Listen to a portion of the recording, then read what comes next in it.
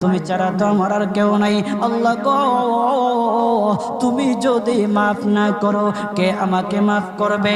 তুমি যদি মাফ না করো কে আমাকে মাফ করবে? তুমি যদি আমাকে মাফ করো তাহলে তোমার কোনো দিকে কমবে না, তুমি যদি আমাকে মাফ না করো তোমার কোনো দিকে বাড়বে না।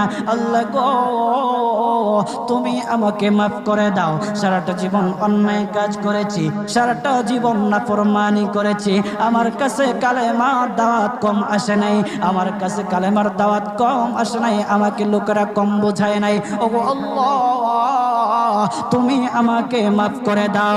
মাফ না করলে কোথায় যাব, কার কাছে যাব?